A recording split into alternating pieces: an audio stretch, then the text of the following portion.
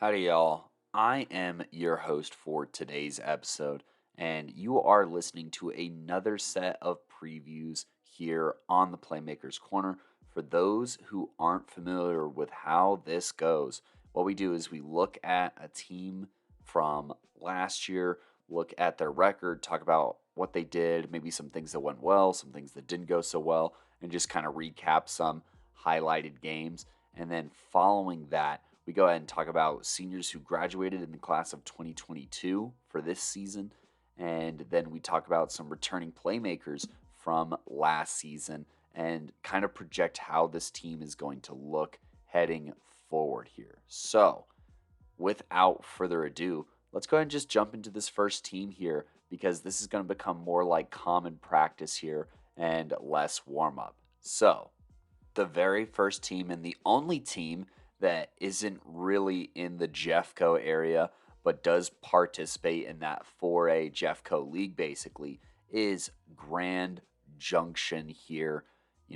This squad struggled quite a bit last season, and their only win was an overtime W against Glenwood Springs, where they was talking mad smack here at the podcast and then proceeded to lose 8 straight games. So, yeah, I didn't forget. I remember those DMs. Oh, you said we was going to lose to Glenwood. You don't know nothing. And then you proceeded to not win another game. So, get your numbers up. But regardless of my vendetta here, there were some dogs on this team last year for this Tiger squad. Their leading rusher, Dominic Carver, he got to like a half K of rushing yards and had a pair of scores. But, I think that the big graduation thing to kind of talk about here takes place on the defensive side of the football, where 9 out of the top 11 tacklers graduate, taking 442 tackles across the stage and 24 tackles for loss. This includes Alex Schaefer, Landon Grossnickel, River Mulvey, who had 81, 67, and 64 tackles respectively. And then you have an Austin Kerfman who led the team with 13 tackles for loss and 6 sacks. So this defense is graduating a very significant number of people here. I will say that, I think that this defense was just on the field way too much in the non-league portion of the season. And then definitely by the time it got to the league portion, there just wasn't a whole lot that they could do here as the offense was trying to gain their footing throughout the season. But, this defense, they were also good at, breaking up some passes here.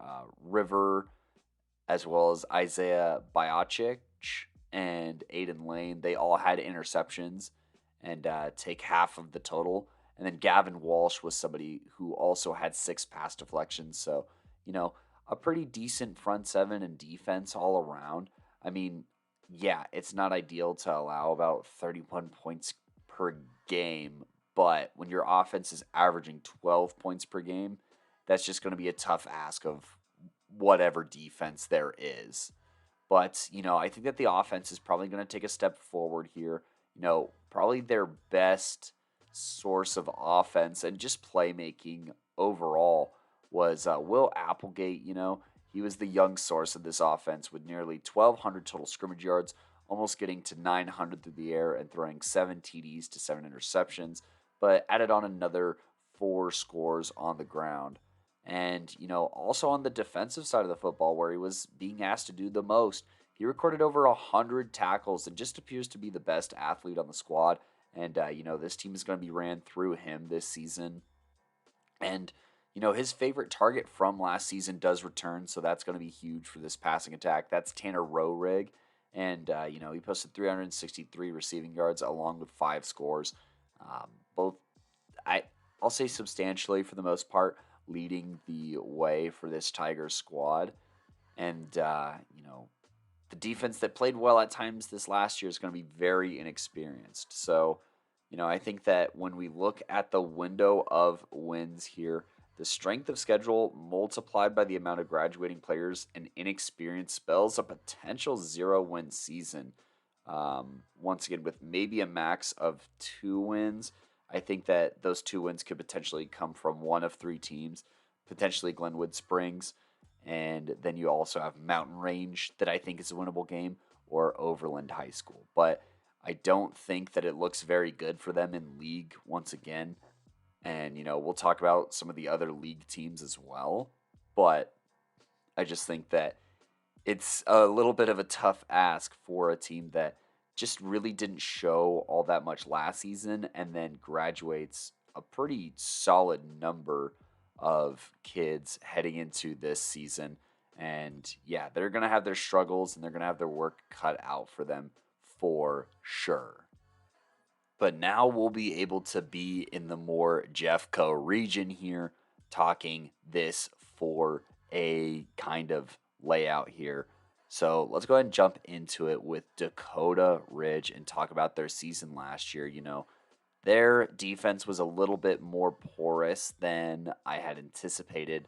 And, they had some turnover rows that led to what many would consider a season that felt a little underachieving last year. And, a lot of people saw the Eagles here making a deep run in the postseason, including myself. I projected that. But I think that those are lessons learned, and there's plenty of opportunities and necessity for athletes to step up this season. I think that, they won some games that they were supposed to. You have a couple of close losses, like one to Pueblo West in particular. That's kind of a tough one to start the season off with, on the road in Pueblo. And then you have, once again, a one-score loss to Golden this season, who just had a very phenomenal talent under center before, um, doing very well in league, winning all their other league games, and then getting a huge win over Longmont in the opening round of the postseason before falling to the eventual state runner-ups by 2 scores. Honestly, I think that there's a lot to be happy with there as well. So, I think that their performance and the kind of takeaway from this season kind of reflects the record at 5-5. So I think that that's something to consider there, and something that that we're going to keep an eye on heading forward with Dakota Ridge. But let's talk about some of the graduating playmakers here, some of the guys in the class of 2022 that were very integral to this squad and their success last year. So one of the greatest Eagles to put on cleats graduates and takes his talents to Drake University in Noah Triplett. I got to do an interview with him. Go ahead and check that episode out. And then he was a top 5 senior running back, so you could listen to our film breakdown of him as well. But, following a career that saw him rush for over 3,000 yards on over 7 yards per carry and scoring 73 total touchdowns, this mainstay of the offense will be playing Division I football with some really big cleats to fill for whoever is next, following a season that saw him lead the Eagles in receiving yards, rushing yards, and touchdowns in both. So, quite a substantial numbers load, as well as just, a performance load that they could rely on him to do. Now, the second leading receiver on this team was Bobby Levin, who also walks across the stage with receiving numbers similar to Noah Triplett. And then a little over half of the top Dakota Ridge tacklers will graduate. That includes Brandon Miller, who had 75 this season and was a presence in the air with 13 pass deflections and 2 interceptions. Calvin Ward was somebody that we looked at in the offseason to spearhead the secondary, and he was still very productive this season with a team-high 16 pass breakups, and then, another 2 interceptions and 38 tacklers. Giebler was another 2 interception and double-digit pass deflection guy, but instead he was 4th on the team with 60 tackles as well, so getting a little bit of production everywhere. Cooper D'Amico was the primary force at the line of scrimmage with 5 sacks, 11 hurries, 12 tackles for loss, and a team 5th best 57 tackles. So, we're talking losses or graduates on all 3 levels of this defense, whether it be in the secondary, whether it be at the linebacking second level, or even up front here. And then, continuing that trend of the defensive line pairing of Solomon Mateo and Anthony Lupo, they combined for 9 tackles for loss, 79 tackles, 4 sacks, and Solomon, 6 hurries were a team 2nd best. And you combine all of this with Jack Rons, who was one of our top 5 senior linemen by position. And the trenches are suffering pretty greatly here at Dakota Ridge, along with their primary playmaker on the team, whether it be returning or even, obviously rushing the football. But, it's not all bad for Dakota Ridge. They do have a healthy handful of returning seniors, especially on defense. Like I said, it was like half of the top tacklers here. You have the likes of Carson Sauter, who had a team high 3 interceptions last season and a healthy dose of 10 pass deflections in the secondary. Then a player who made noise on all 3 levels of the field was class of 24 linebacker Connor Swanson, who not only had a pick, but he had an absurd 5 fumble recoveries for 6 total turnovers on just him. He had 2 forced fumbles and a team-high 84 tackles, combined with getting in the backfield a couple of times, and he is going to be looked at as the heartbeat of this defense.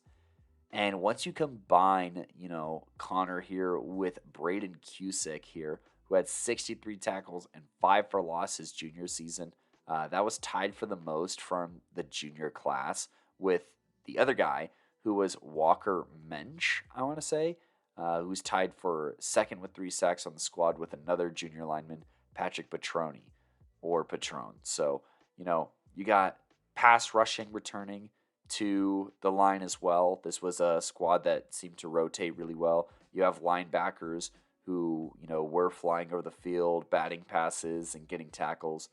And, there's also something to be seen for the secondary, but I think that they have one of the best secondary coaches in the state, honestly.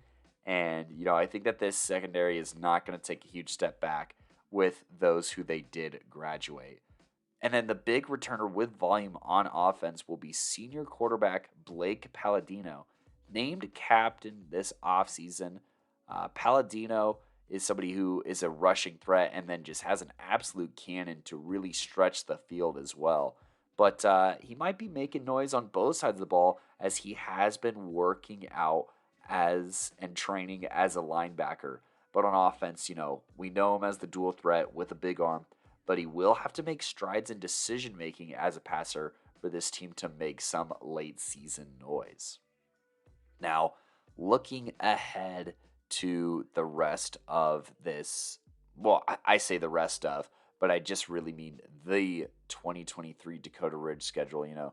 They went 500 last year, and the schedule's not going to be any easier this year, but they do get some breaks here and there.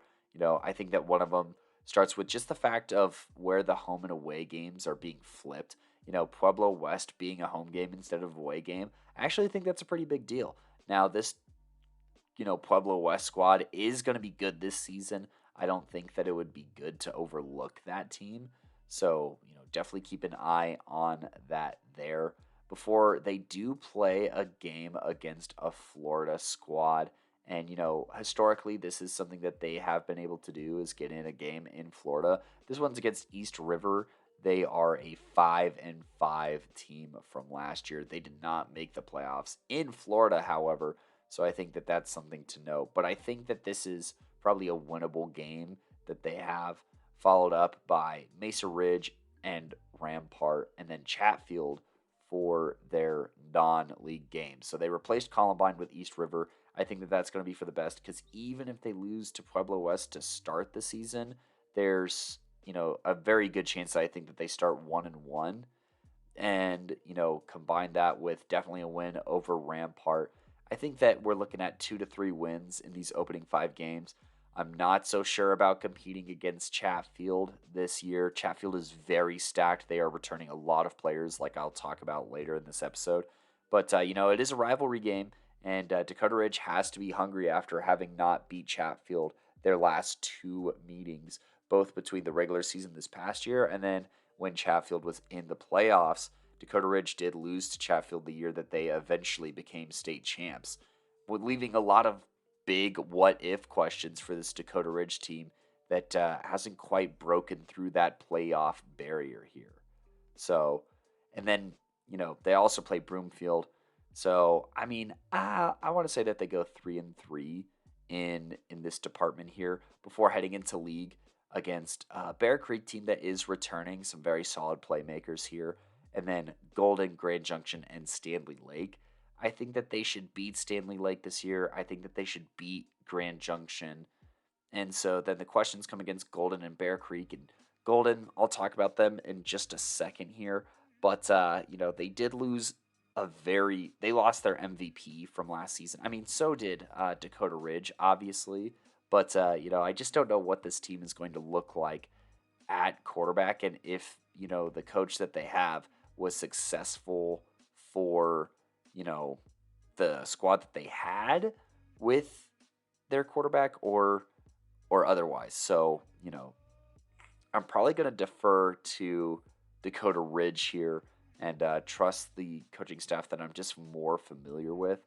So let's say at worst though, you only beat East River, Rampart, and then Grand Junction, Stanley Lake, and then I think that you pick up one other win regardless. I think that that kind of makes the floor of Dakota Ridge 5 wins, um, which, nothing too crazy there.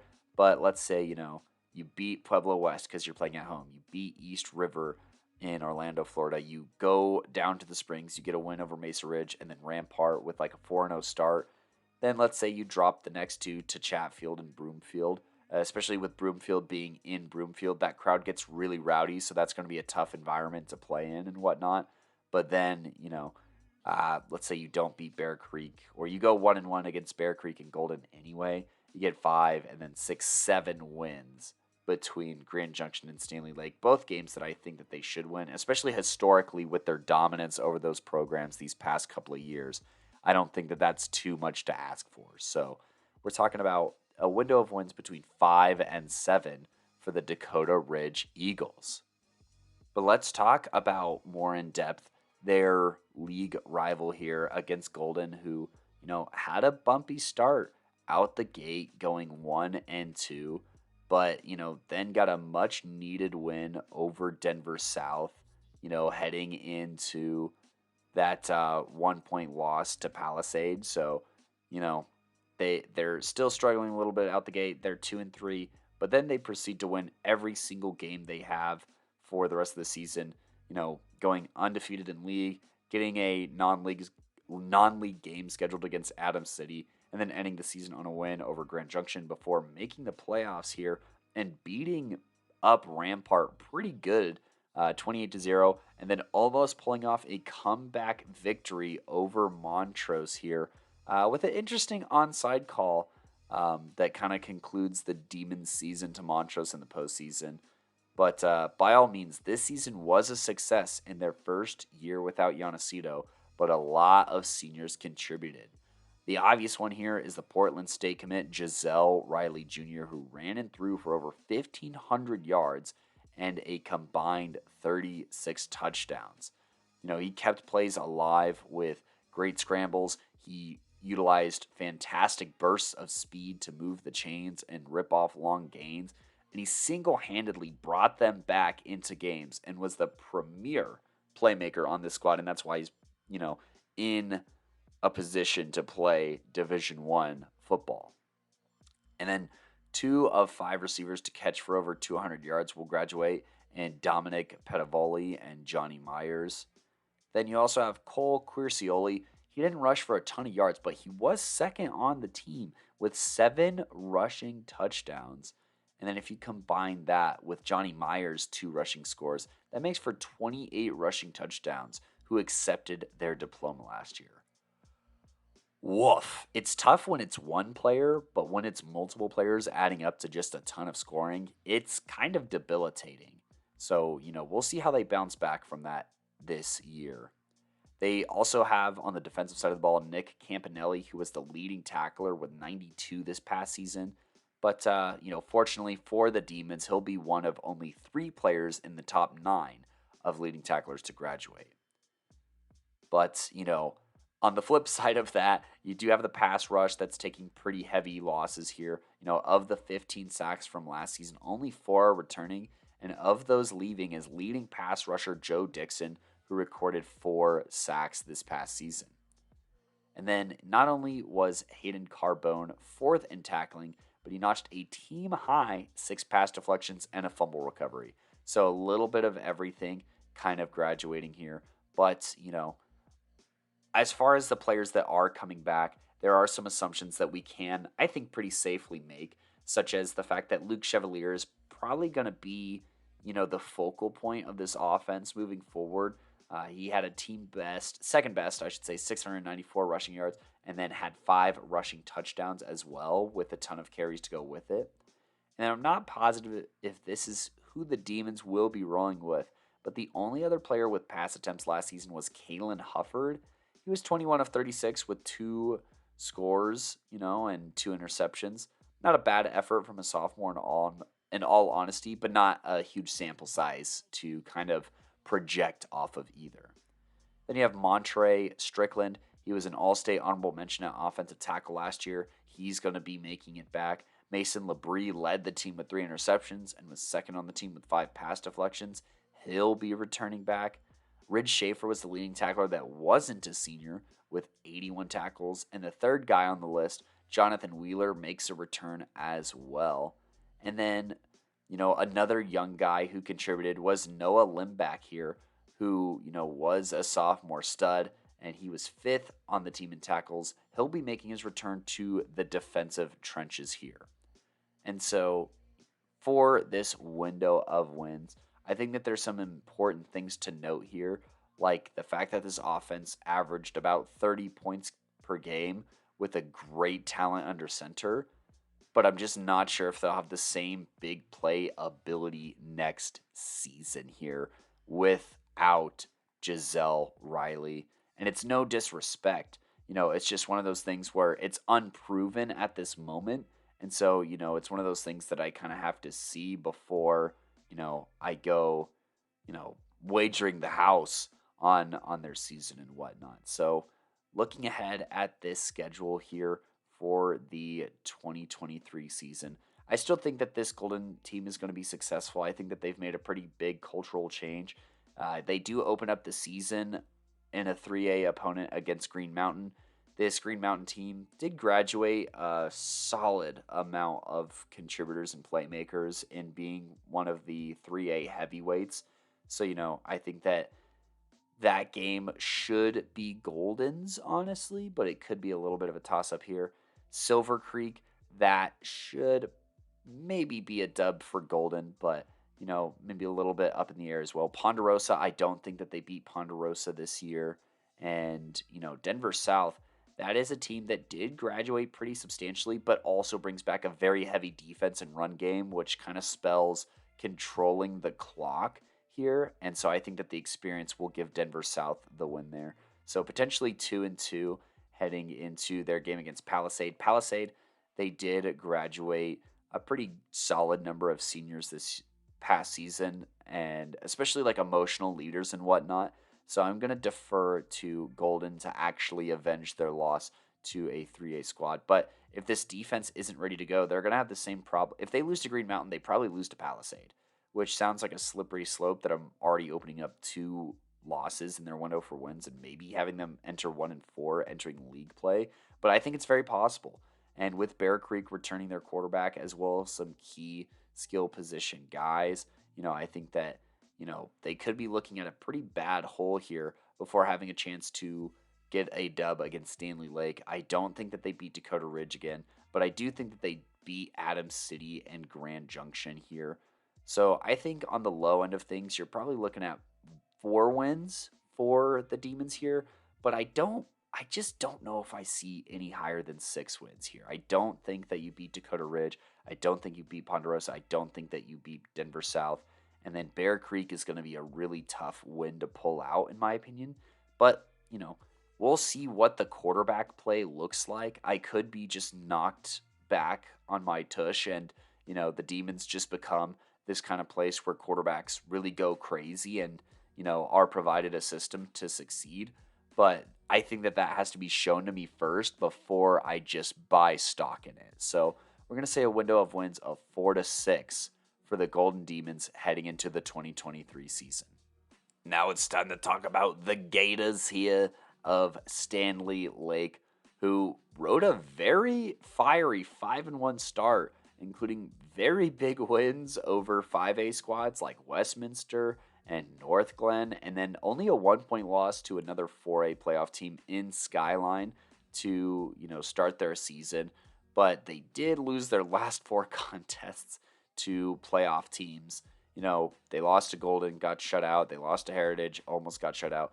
Narrowly lose to Bear Creek in what was a classic rivalry game.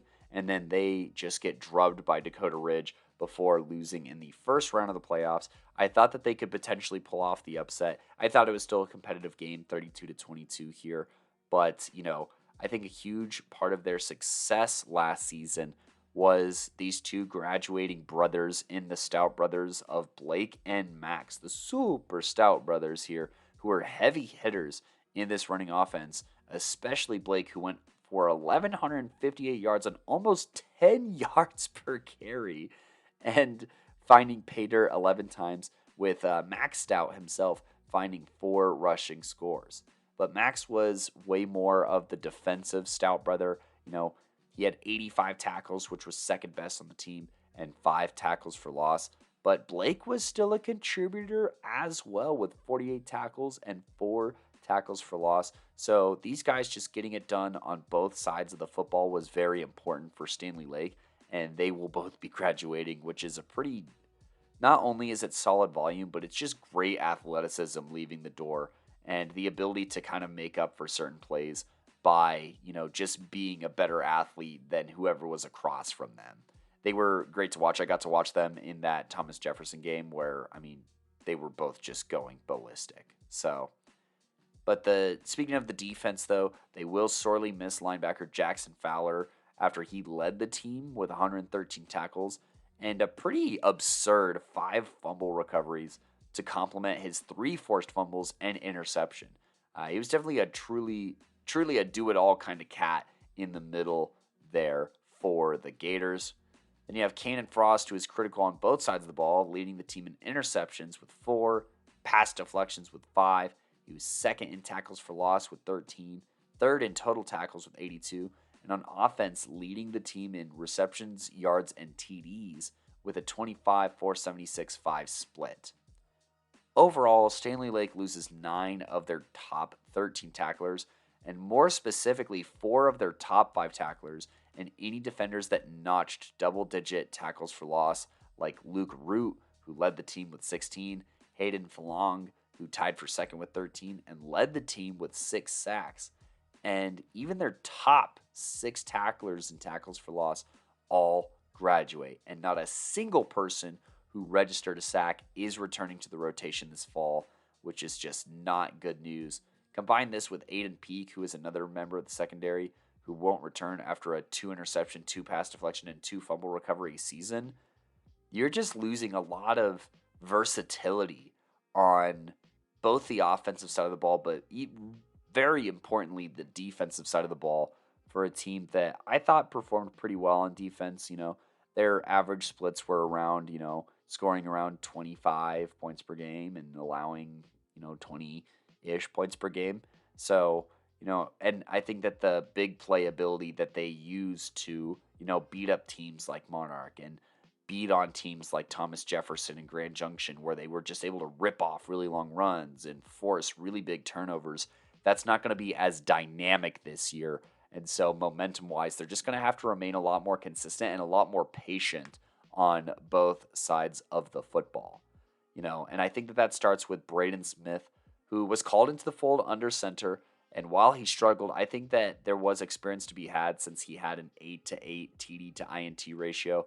Obviously, he needs to cut back on the turnovers, as he may be asked to do way more without the Stout Bros, and even more so in the backfield, where, him as a runner ran for 403 yards on pretty high volume, though, so his average wasn't the greatest, but he did run for 8 rushing touchdowns, which is a big issue. And obviously in the red zone with this scheme, the Gators are very hard to stop. They'll find some guys to run the football, just maybe not to the same level. And Braden Smith is going to have to be able to compensate for that rather than be hampered by that. So, that's kind of the DL on Standley Lake.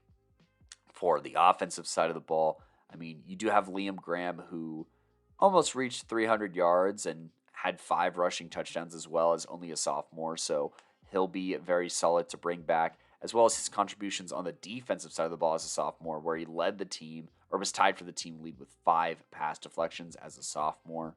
So Liam Graham, he's going to be kind of that next athlete, I want to say, for both sides of the football here. But, there was another younger contributor, such as Boston Harris, who had 2 interceptions, but was lacking in the deflections category. So we'll see how many targets he has heading into his senior year. And then you have rising senior Noah Donovan, who's the leading returning tackler for this squad, having posted 51 last season, along with Boston Harris. And those two will be looked upon to pick up the torch for this team here. So, looking ahead to the Standley Lake schedule of this season, I think that they're going to struggle a bit more than they did last year, if I'm being completely honest here. Monarch is a team that I think is going to take a huge step forward with many returners there, and this time it'll be on the road, so they probably don't open up with a win against Monarch. Skyline, that's an interesting team because they obviously graduated basically their best players on both sides of the football there. So I'm not too sure about that. I think that they could still probably win against Westminster, if I'm being completely honest. But North Glen, that game is definitely a toss-up. Thomas Jefferson, this is a game that TJ, I think, can get back from last season with who they have returning on the defensive side of the ball. So, you already have a couple toss-ups here, but I do think that, they win 1, maybe 2 of these games. So I want to say like 2 and 3 from that before. I just am not sure if they beat Golden. We'll kind of see, like I said, about that Golden offense and what it looks like, obviously. But I do not think that they beat Heritage. I do not think that they beat Bear Creek. And I do not think that they beat Dakota Ridge here. So, I mean, we're talking. I do think that they could beat Grand Junction, to be fair, with all the returners that they do have, at least like Liam Graham, and I think Braden Smith should be enough to win that game. So, I mean, let's say at worst you win 1 game in the first half of the season and 1 game in the second half of the season. That's a bare minimum of 2 wins, but I do think that there are, 1, 2, 3, 4, 5 winnable games here. So, I'm going to give the window of wins for the Gators 2 to 5 here. I know that that's a bit on the larger side, but, I will say that 3 and 7 is probably the most likely record for the Standley Lake team that just unfortunately really graduated very, very talented players and just have their hands full with trying to replace those, especially with talent that, was so hot and cold last season. But with all of that analysis here, we do get a chance to jump up to the 5A level and talk about, the 5A JeffCo League here that will be headlined. Well, I should say will be kicked off by talking about the Pomona Panthers here, who really went through the ringer last season, posting a 2-8 record. This is one of the worst records that they've had in a very long time. I think that there's a few reasons for this. One is they graduated a ton of seniors last year. They were dealing with some injuries as well last year. And this is just a really freaking hard schedule that they had. I mean, they win the games that they're like supposed to, gift wrapped against Thomas Jefferson by a big number here. And then they beat Lakewood at the end of their season by a score. But I mean, in between that, you have Legend 42-0, Loveland 42-0, Fountain Fort Carson 45-0. They just literally don't score a point for 3 straight weeks. And I believe this is after Christian McCombs gets injured here, who is one of their premier athletes on the offensive side of the football. So that's not great. They get drubbed by Grandview, Columbine, Chatfield, Ralston Valley, and Arvada West before finally stopping the bleeding with a win over Lakewood. So let's go ahead and talk about this, some of their graduating seniors. And, somehow they are graduating even more seniors, but a lot of these guys were like 1 year starters or 1 year primary contributors, perhaps is the best way to say that. So something to keep in mind is 10 of their top 12 tacklers are all graduating.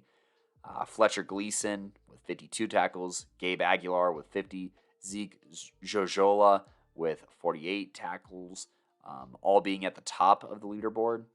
Ian Fry was the team leader in tackles for loss on the defensive line with 6 and also was a senior. Andrew Lofton and Charlie Couch recorded an interception apiece for, out of the 3 total last year. And then Sawyer Sarkis Woods, he was the quarterback for this squad. He did throw for over 1,400 yards and ran another 134 with 4 rushing scores and 6 passing touchdowns.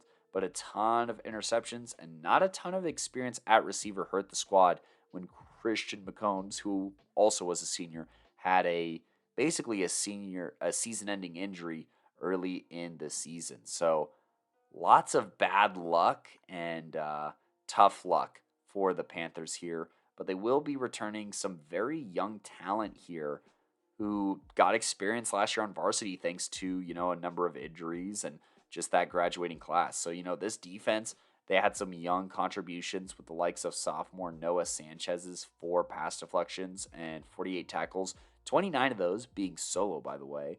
And then freshman contributors like Connor Cravens, who had 2 sacks and 4 tackles for loss, and then Emmett Munson, who had 38 tackles and a tackle for loss as well. So, they got some guys up in that front 7 for this defense coming back to make some noise. And then, on the offensive side of the ball, they do have returning senior Marcus Talbert, who had 325 yards on 74 carries last season. But, I'm looking at the young talent here, and I think that Pomona is more set up for future success, A, because of their strength of schedule, and B, just where this team is at roster-wise with a ton of rising sophomores here, like Louis Santana, who led the team in yards per carry with a minimum double-digit carries, that is, at 5.6, and a pair of scores. And then you also have newcomer of the year considerate Max Lovett, who led the team in receiving with 444 yards and 3 scores in a very young receiving group that included Santana's 185 yards and also Munson's 158 yards. So you have guys who are contributing on both sides of the ball and some solid athletes, which Pomona is known to have. But looking at their window of wins here, they once again start off over Thomas Jefferson. Thomas Jefferson is returning a lot of talent. So I think that this game will be competitive, but I don't see why Pomona probably shouldn't repeat this year with a win. But this one's way more of a coin toss than I think it was last year when I was considering it. Then Legend, they're going to lose that game at home. Loveland on the road. Now, Loveland is graduating Garrett Harstad, who was one of the biggest contributors of touchdowns and scrimmage yards, but he was also, just built. He wasn't great for passing the football. So they're going to have some opportunities there. They have some guys who also got some touches. So that'll be a little bit of toss-up. Loveland, I think that they're in a better spot than Pomona right at this moment. So I'm going to project them to win this one. Fountain Fort Carson is another team that graduated a lot of talent. So, but we're also very familiar with their talent pool and, kind of their iron sharpening iron. So, that's already 3 kind of toss-up games up in there. But then I think that they lose to Grandview, Columbine, Chatfield, Ralston Valley. Arvada West, toss-up, Lakewood, they should win that game. So, at worst, you win 2 of these games, I want to say. So I'm going to say the low end of this is going to be 2 in their window of wins. But on the high end, with some other teams that are graduating a ton of talent, I say that they could win up to 4 games here. So that's my window of wins for the Pomona Panthers is 2-4. I'm probably looking at another 2-8 season, if not a 3-7 season in particular, if I'm trying to call exactly what's going to happen here. So we'll say 3-7. We'll say a lot of these young studs step up, but there's still going to be a ton of first-year starters regardless of class. So this is a team to monitor for probably the next 2 years to maybe make a bit more of that postseason push that we've seen from this squad before. Now, there's another team here in the 5A JeffCo League that is going to be getting significantly younger in this coming season here, and that is the Arvada West Wildcats. Last season they were fueled by Ethan Cook, who did bounce back from his hip injury, and this offense was able to put up numbers. But they were also turnover prone, and the defense was nothing to write home about. But strength of schedule snuck them into playoffs at 4-6 before losing to Legacy in their opening game. So let's talk about some of the graduating seniors, especially on this offense, who were going ballistic last season. You have the likes of, obviously, senior quarterback Ethan Cook, who, was one of the leaders in the state with 2,333 passing yards, 27 touchdowns, and the majority of those were going to senior receivers. Like Brady Witherspoon, who was a great deep and red zone threat last season, putting up 17 touchdowns and 1,170 yards on only 66 receptions, and was in discussion for many PMC awards and teams. Drew Martinez was somebody who also notched a half century of yards, or half a thousand yards, I should say, and 6 more scores for the Wildcat offense after catching our attention last season. See what I did there? But anyways, you combine this with Yency Alvino and Zion Thomas, and the Wildcats lose 96% of their receiving yards and every single receiving touchdown. Every single receiving touchdown is graduating. Tough. And then on defense, they do lose their all-state honorable mention linebacker Charlie Smith, 149 tackles and 8 for loss across the stage. Very definitively, the guy on that defense. And then Aiden Gunther is somebody who recorded a team-high 5 interceptions his senior season and was 4th on the team with 52 tackles and even got into the backfield one time. And then Nick Hoskins was the only other senior with interceptions, but it was plural, which cannot be said for any other players. So lots of playmakers graduating, lots of big play guys, lots of high volume guys, just a ton of volume that's walking across the stage for Arvada West in, a season where they already weren't the most competitive against the top teams in the state. And, I'd say that they won convincingly in the games that they did win. But, I feel like that gap is going to be lessened by a bit. But, that's not to say it's all doom and gloom, obviously, for Arvada West, who is returning a few dogs on this defense, or a few cats on this defense.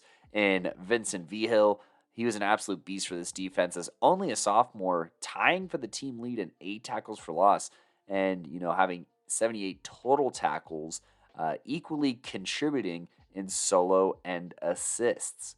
Combine this with his team leading 4 sacks, and you have an absolute defensive stud coming up as a junior.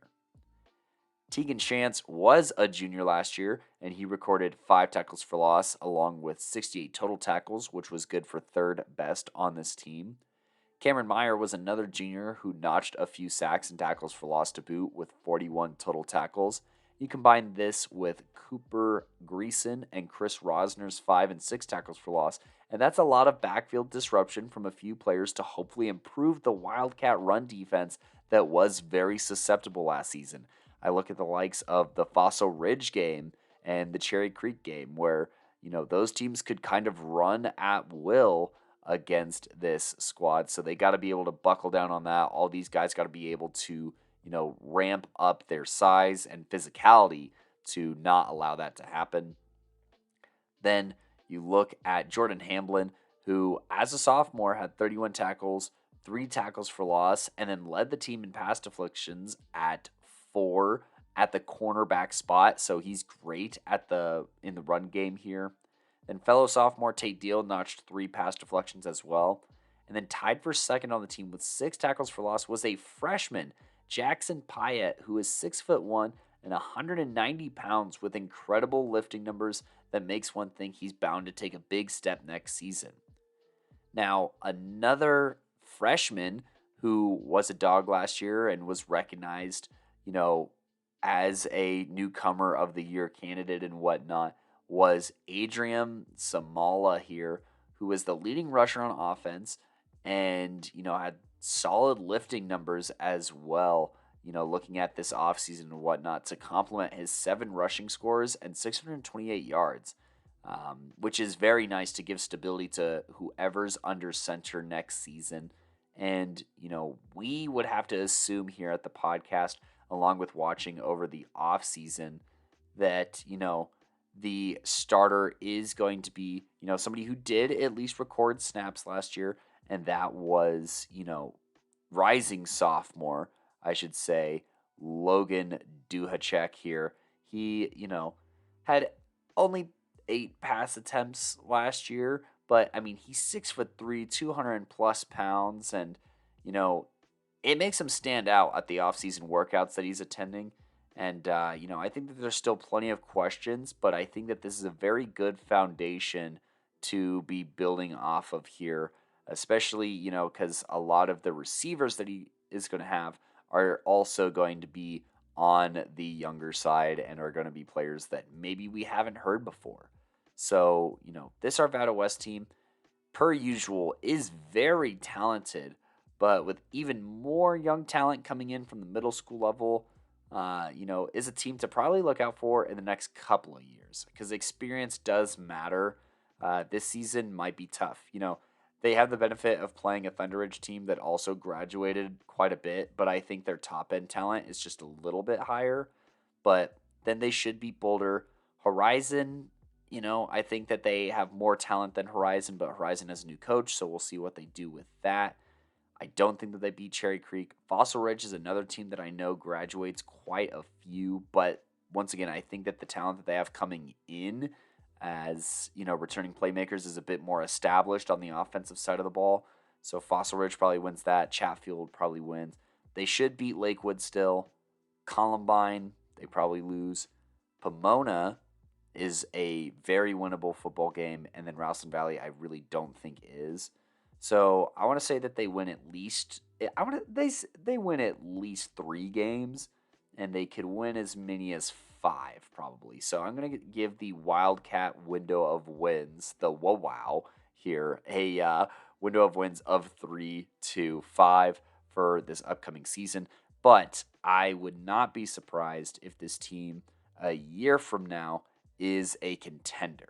I would not be surprised if this team is making a deep postseason run in, the 2024 fall season, and we might see glimpses of that potential this season as well, just as a heads up. So keep an eye out for that in this very competitive squad. Now, this next team here, a lot of buzz around this team, a lot of excitement, and I really do think that there should be a lot of buzz surrounding this team here, and that is the Chatfield Chargers here. So, 2 years ago, obviously they win state in 4A, and last season they move up to 5A. I say that they have a very hard schedule, and that is reflected in their 0-4 start to the season, where they lose to Cherokee Trail, Port St. Lucie, which is a Florida team, Cherry Creek, and Thunder Ridge to start the season, before finally riding the ship and getting a win over their crosstown rival Dakota Ridge, who could have, if they kick them while they're down like this and they go to 0-5, they probably don't make the postseason, honestly. But they win this game against Dakota Ridge.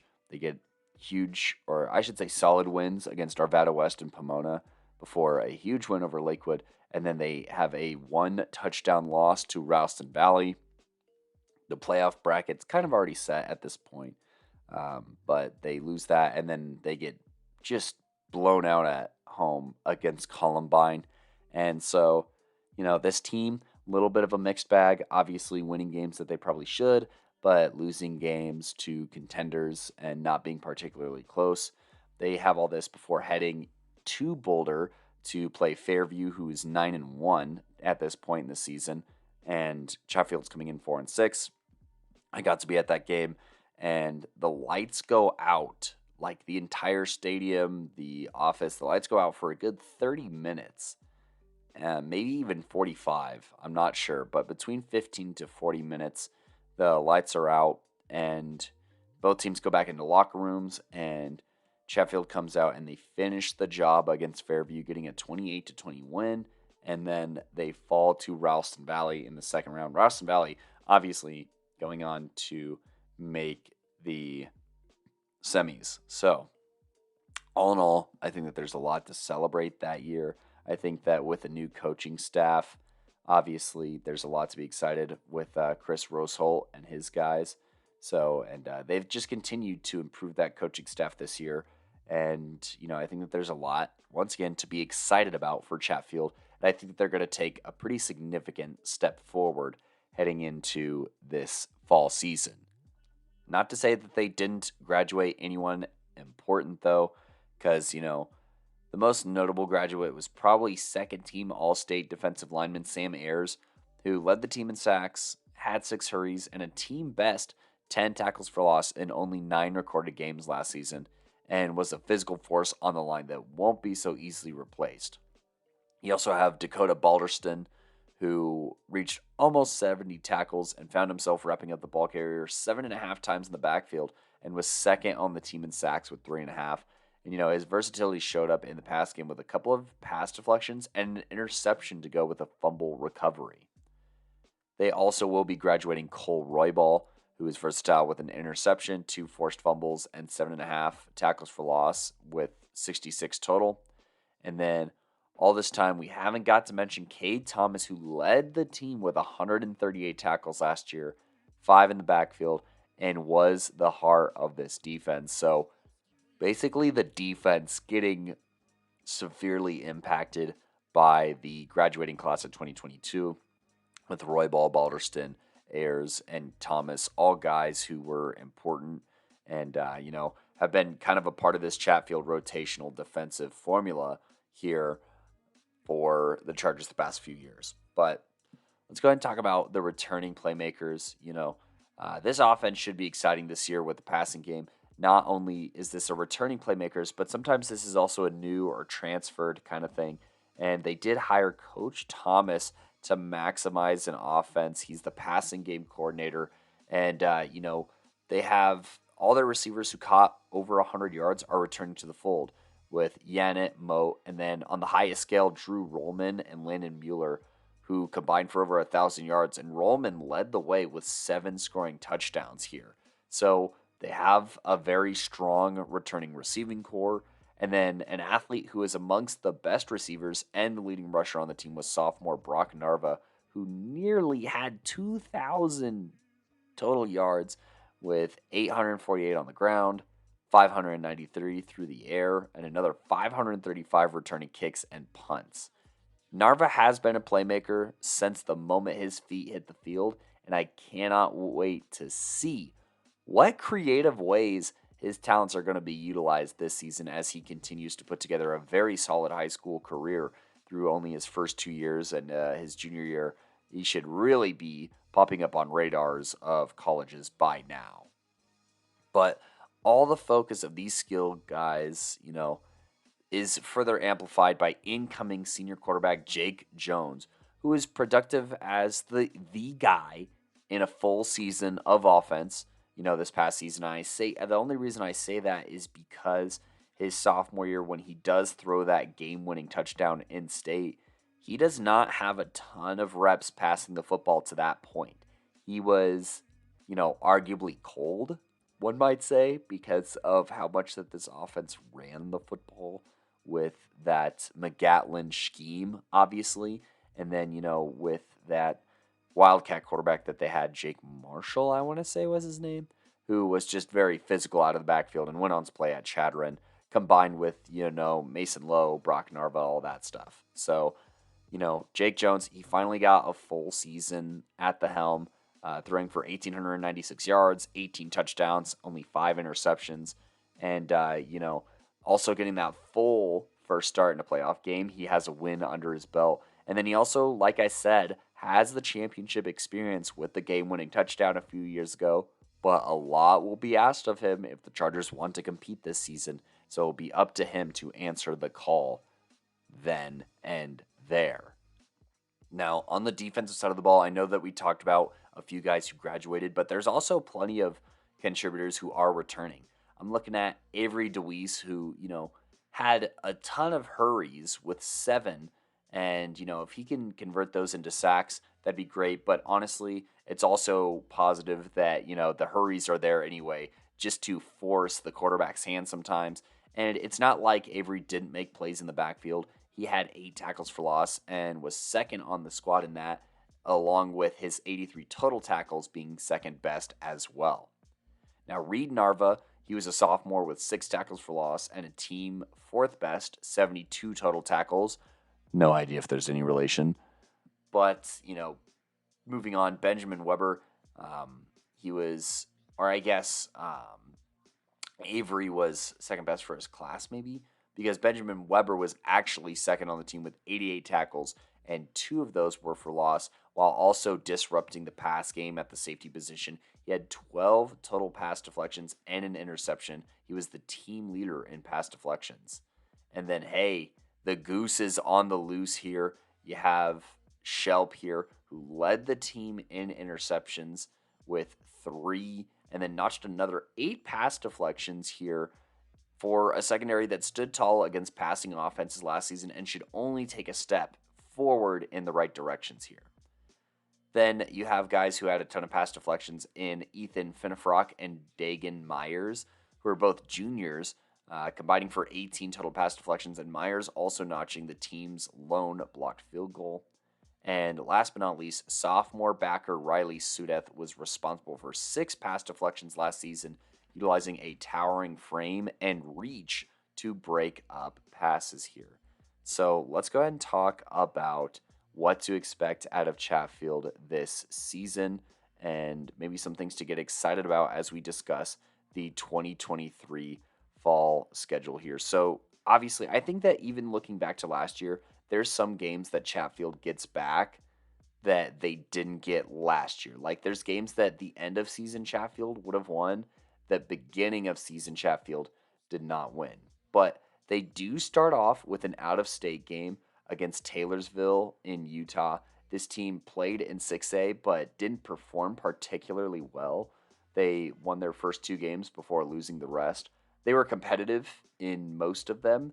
So I think that, that's something to keep in mind. And obviously, we'll see how Colorado does against this Utah talent. So shout out for Chatfield for getting an out-of-state game for the second year in a row.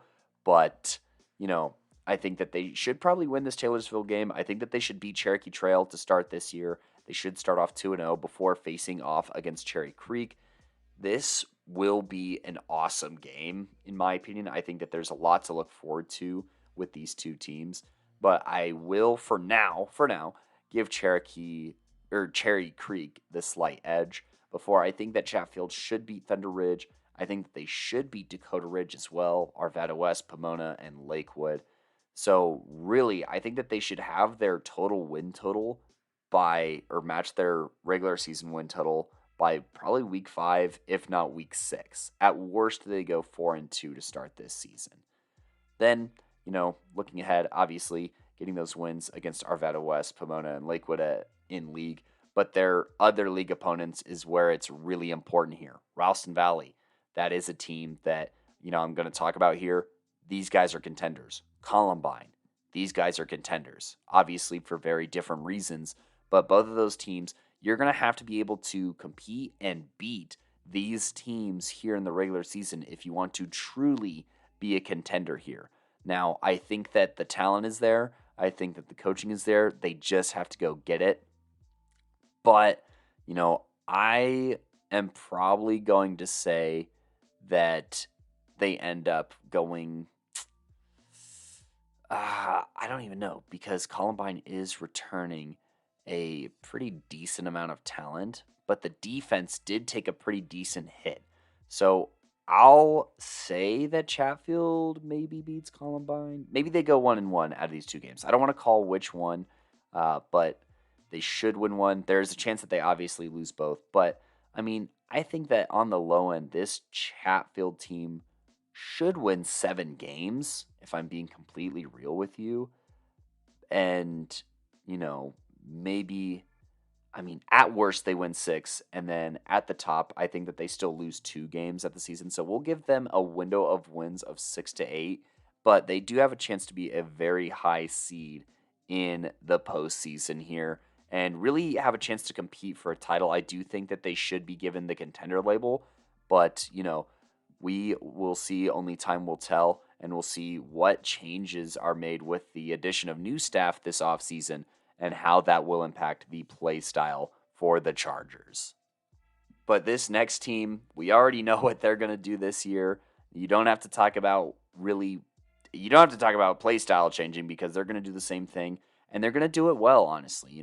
This is the Columbine Rebels, and as projected, Columbine was very dominant, and they only lost to the recently evolved version of Ralston Valley, who I don't think that they've ever lost to twice in the same season until this past year.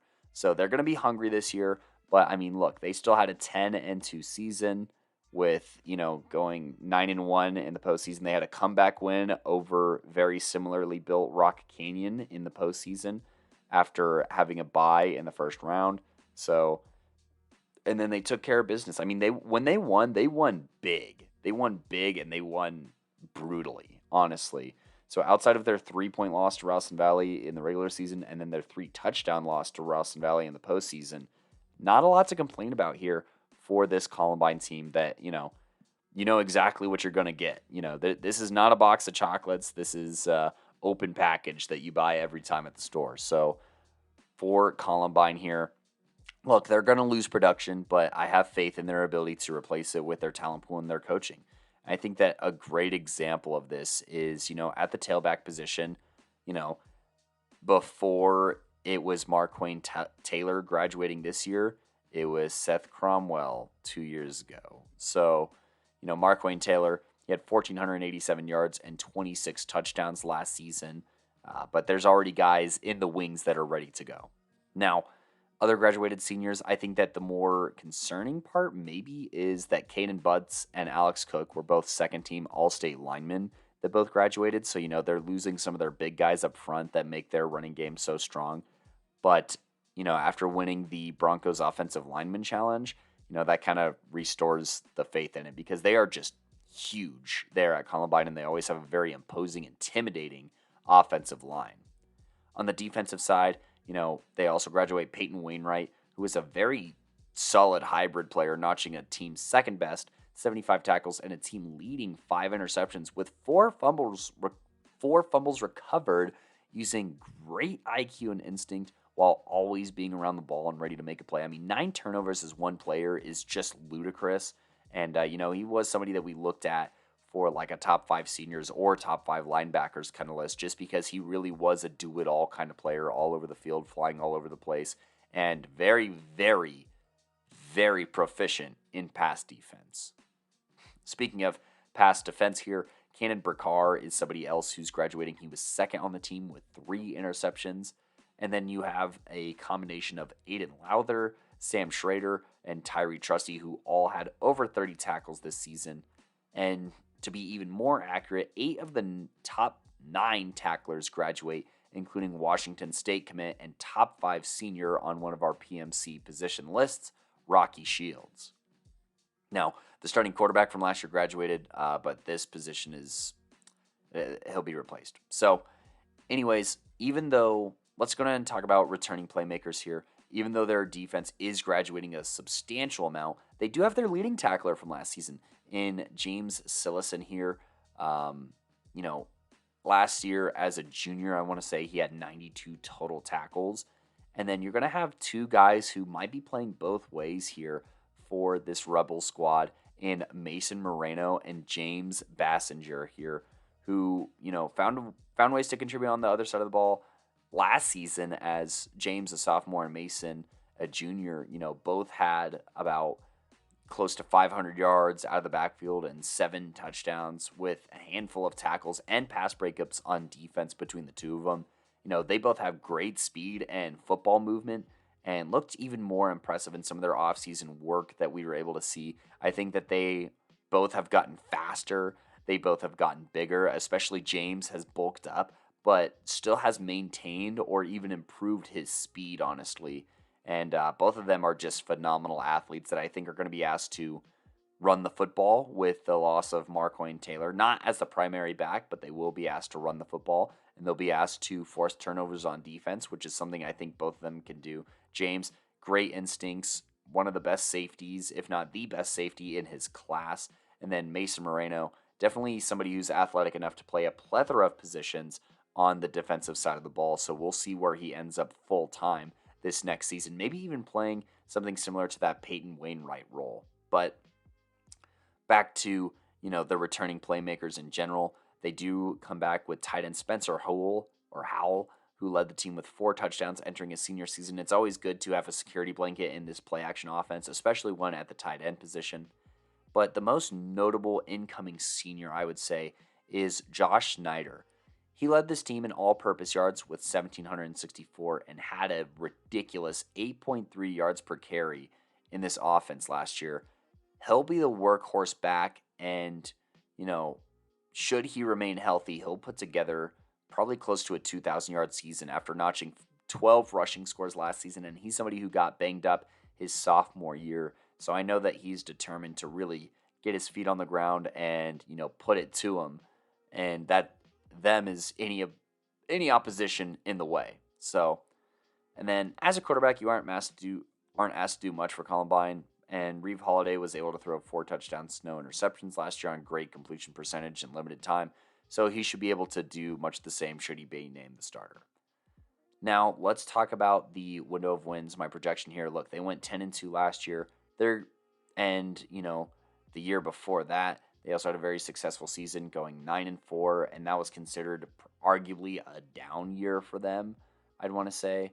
In the COVID season, they went 5-1. This is a team that just year after year after year continues to win football games. They've always been known for this, even dating back to my uncle playing against Columbine, and he's 10 years older than me. And I want to even say that my father also, said that Columbine was a dog back in the 90s as well, which is evidenced by their multiple championships through the 90s, 2000s, and 2010s. This is a consistent program. This is a successful program.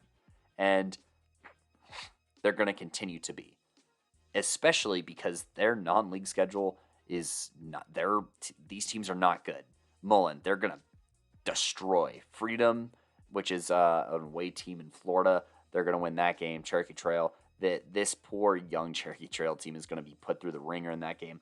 Now, Arapahoe, this is probably their best matchup, but I still think that they get this win. And then I think that they beat Fort Collins and Pomona. I think that they head into their biggest matchup of the season at 6-0 before they play Ralston Valley. And, that game could go either way. It was only a 3-point game last year.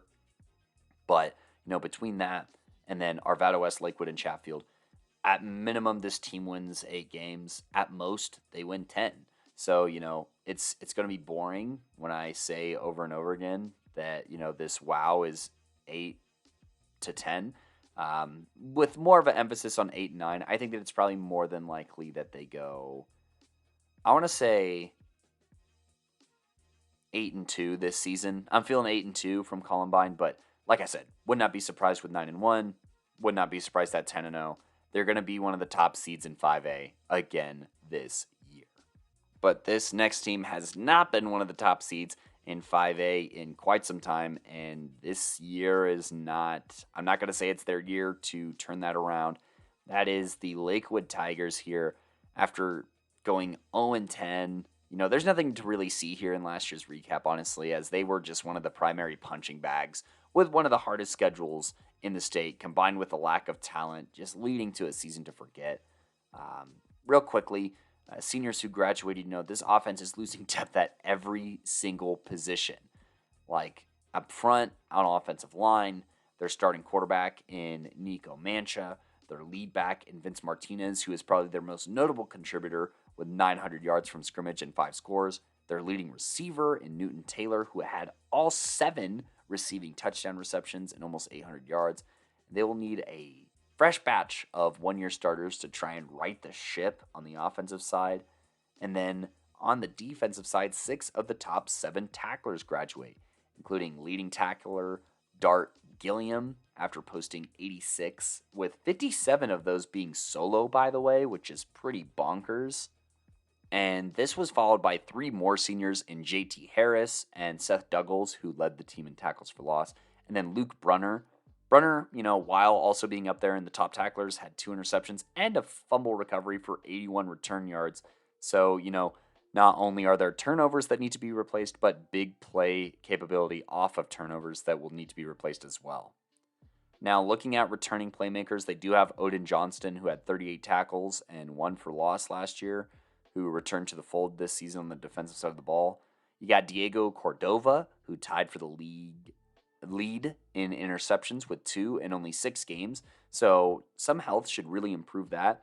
And then we also got our guy, shout out, PMC fam member Roberto, who will be doing his thing for Lakewood, hopefully with a season full of health and contributing probably on both sides of the ball as well. So, but unfortunately for Lakewood, there's just really not enough contributors from last season that inspire confidence heading into next season. So I say that their window of wins is 0-2, but they probably lose every single game for the second year in a row, which is not a good look. If they do get a win here, their best chances are probably Bear Creek and Pomona. Maybe they could beat Pomona this year, but sorry, Tigers fans, it's probably going to be another rough one here for this Lakewood squad. But this next team probably has the largest expectations of almost any 5A squad heading into this season, which is kind of insane to say, but they are a team that everyone's kind of looking to maybe be the one to break this streak of Valor and Creek. Now, I'm not saying that Chatfield can't do it. I'm not saying that Columbine can't do it. But Ralston Valley, with how they performed last year, they have those expectations from everyone in the state. So they have a lot of weight to pick up because in Jared Yanacito's first season as the head coach, Ralston Valley scheduled themselves a handful, facing top 8 teams in their non-league games, with the one exception of a game in Florida. And then they played in the second toughest 5A league, where they swept and earned a first-round bye, and then beat their league opponents a second time in Chatfield and Columbine before losing a double overtime thriller to Valor Christian, falling just short of state. Now, this season, there's a lot to be happy about. Obviously, they had the comeback win against Regis. They had a big win against Grandview. They had a close loss to Valor in the regular season as well. So while they did beat some teams 2-0 in their season series, they also lost to Valor 0-2, which is probably the most important series that they needed to sweep. So let's go ahead and talk about some of the guys who won't be able to contribute to their efforts this year. And one of the first names to come up was top 5 class of 2023 safety Jason Tommy, who I got to interview on episode 249, so go ahead and check that out, who is tied on the team for first in interceptions. He led in pass deflections and was third on the team in tackles, and was someone who, could read offenses and play an entire field very, very well. He's also just a great kid. He was a very steady presence in this secondary, somebody who could get excited, but somebody who wasn't going to waver if, there was a series of bad plays or something. He was going to give you everything he had and very steady play whenever he was on the field. They're also losing their leading pass rusher here, Gunnar Shefflin here, who led the team in sacks as a senior with 6 and was 4th in total tackles, and also put in some work on the offensive line as well. And then speaking of offensive linemen, All-State honorable mention tackle Alex Schwartz graduated, so losing some beef in the trenches is never a great thing. And then for them to be losing something in the secondary is not great. And then Eli Keith, who led the Mustangs in total tackles with 117, is graduating and leaves very large cleats to fill. So that's all 3 levels of the defense, missing very big, high-impact players.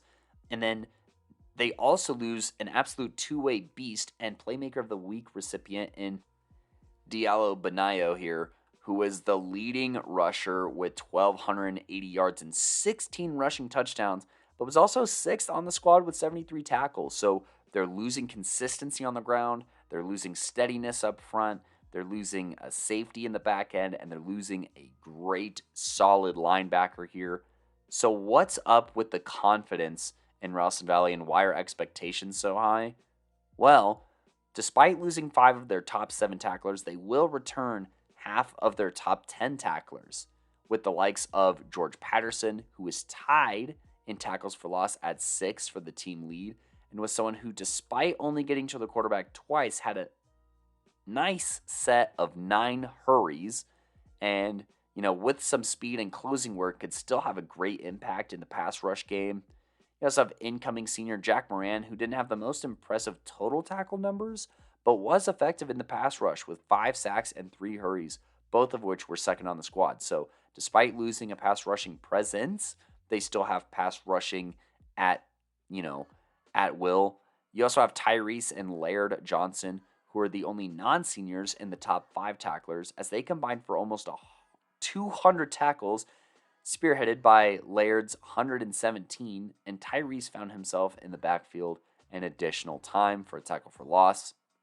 You also have Kyle Phipps, who returns after being tied with 2 forced fumbles on a much smaller tackle volume and recovering a fumble as well. And then in the pass game, there's going to have to be some shoes to be filled, because one of the Josh Rios here, after having 914 yards, 9 touchdowns, and setting, I believe, a Ralston Valley playoff record for receptions in a game, he graduates. So, there's plenty of opportunities here for the likes of Jackson Hanson and Liam Beattie, who, Jack led the team in receiving touchdowns with 11 and had the team leading 62 receptions, but only for 778 yards. And then Liam Beattie, who had 8 receptions last year. Both of those guys are going to have to step it up here. And, Hanson especially, who's the only returning receiver with only 20 recorded receptions last season on that 62, 778 stat line there.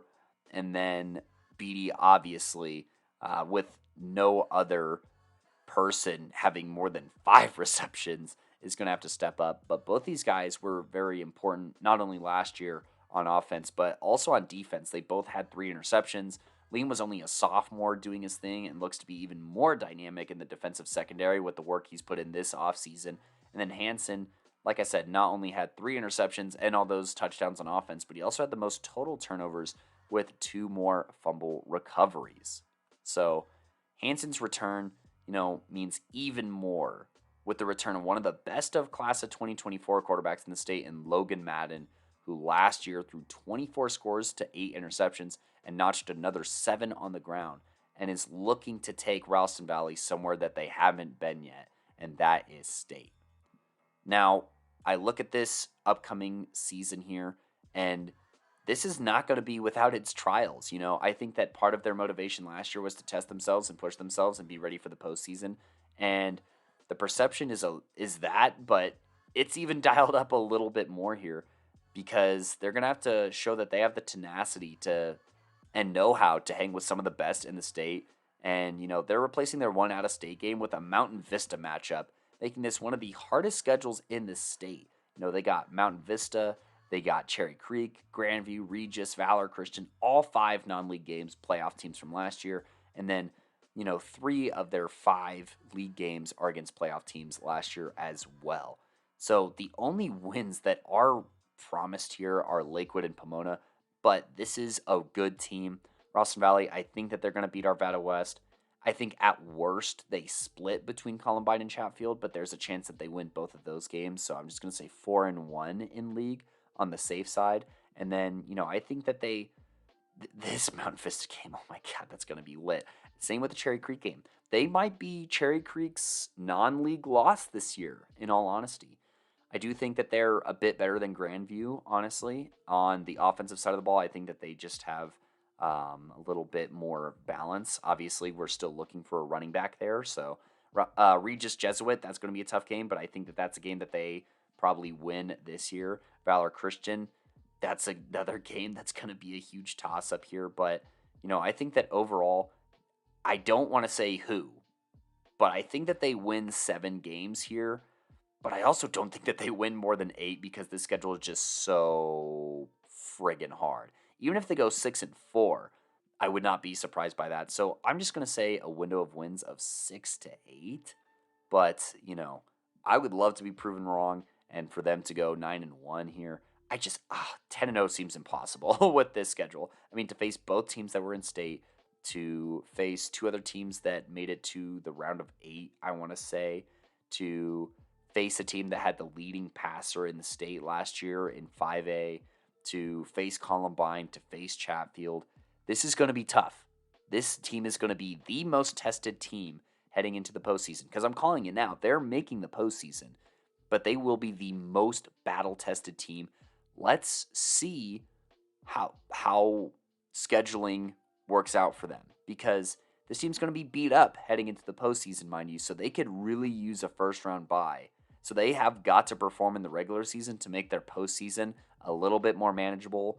And, we got to see if there's going to be a wide receiver 2 that steps up. We got to see if there's a running back that steps up.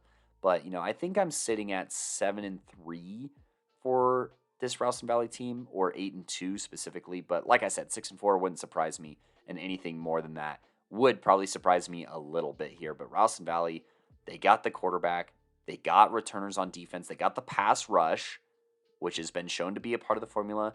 They have interceptions returning in the secondary. They have people who are ready to play, and they have a lot going for them.